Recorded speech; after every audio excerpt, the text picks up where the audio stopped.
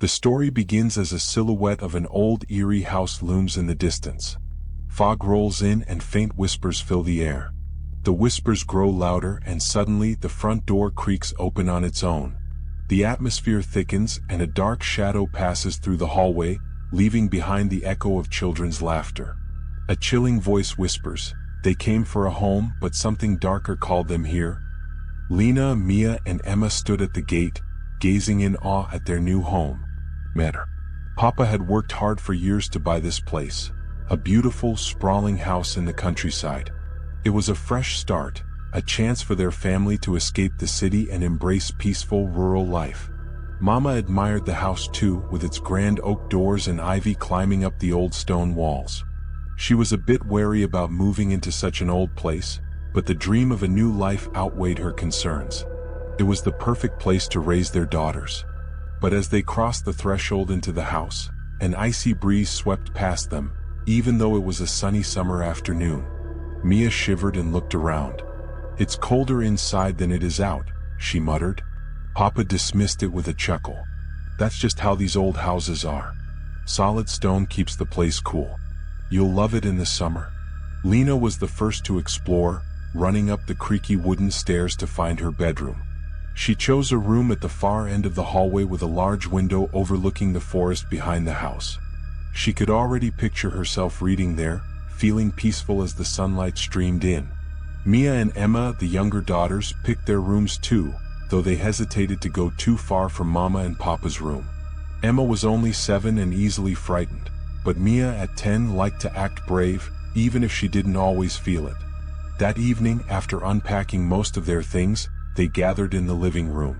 Mama made hot chocolate, and they all sat by the fireplace, talking about how lucky they were to find such a wonderful house at such a low price. "I bet there's a reason for that," Lena teased, a smirk on her face. "Maybe it's haunted?" Emma's eyes widened. "Don't say that." "Oh, come on," Mia chimed in, "ghosts aren't real." But despite her brave words, Mia couldn't shake the feeling that the house wasn't as perfect as it seemed. There was something off about the silence. It was too quiet, almost as if the house was holding its breath, waiting for something. On the second night, Lena woke up to the sound of soft tapping. She blinked, thinking it might be the wind or the house settling, but the noise was persistent. Tap, tap, tap. It came from the window. She sat up, peering through the darkness. There, standing outside her window, was a figure. A woman dressed in white, her face obscured by shadows. Lena's heart raced as she blinked again, but the figure was gone.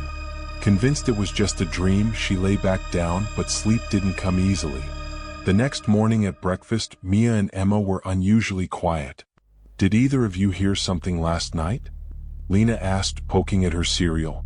Mia glanced up, eyes wide. "I heard laughing.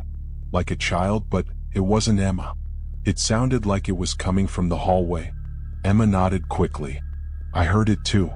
Mama and Papa brushed it off, saying it was just their imagination adjusting to the new house. But as the days passed, the strange events became harder to ignore. Footsteps echoed through the halls at night, even though everyone was in bed. Doors that were closed would be found wide open in the morning. Mirrors fogged up with strange writing that no one could explain. And always, there was the sensation of being watched, especially when standing by the windows. One rainy afternoon, the family was gathered in the living room, when a loud thud echoed from upstairs. Papa went to check but found nothing out of place. On his way back down, he noticed something strange.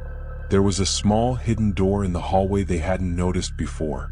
It was slightly ajar, leading into a cramped attic space. Curious, they decided to explore it. Inside, they found old trunks filled with forgotten belongings, including a dusty leather-bound journal. It belonged to a woman named Eliza, who had lived in the house with her family decades ago. Lena read the entries aloud. At first, they seemed ordinary, descriptions of life in the house, family events, but soon the tone shifted. Eliza wrote about hearing whispers, seeing figures in white, and feeling an oppressive presence watching them. Her final entry was disturbing. "The house wants something. It won't let us leave. We are trapped here."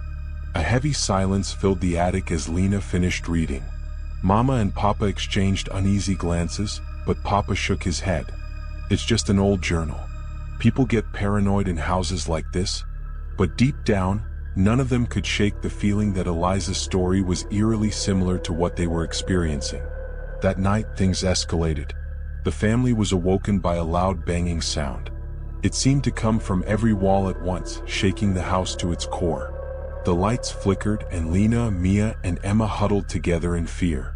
Mama and Papa rushed to check the source of the noise, but as soon as they reached the hallway, the banging stopped.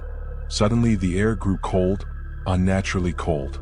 Their breath came out in white puffs, and the shadowy figure of the woman in white appeared at the end of the hall. She didn't move, didn't speak, but her presence was overwhelming, filling the house with dread. Lena tried to scream, but no sound came out. The woman in white seemed to glide toward them, her face pale and gaunt, eyes hollow and dark. She stopped just feet away from them, staring with a chilling intensity. Then, just as quickly as she appeared, she vanished. The family, shaken and terrified, gathered in the living room, not daring to go back upstairs. They stayed awake all night, too afraid to sleep, unsure of what was real and what was a nightmare. The following day, they decided it was time to leave.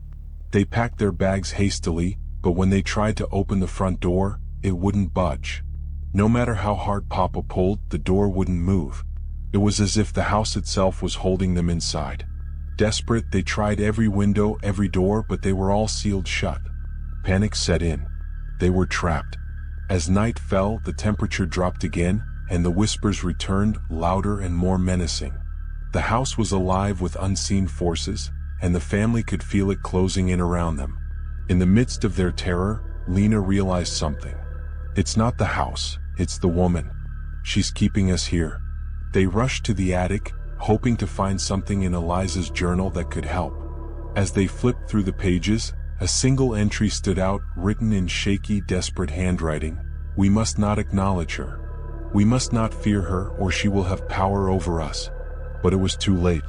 The figure of the woman appeared once more, this time closer, more tangible. Her cold breath was felt on their skin, her shadow looming over them. They tried to remember Eliza's words, tried not to acknowledge the fear that gripped their hearts, but it was impossible. The woman in white stretched out her hand, and the room plunged into darkness. When the sun rose the next morning, the house was quiet again. Neighbors, having not seen the family for days, grew concerned and called the authorities. But when they entered Ashgrove Manor, the house was empty. There was no sign of the family. No bags, no belongings, no trace of their existence. Some homes are never truly empty.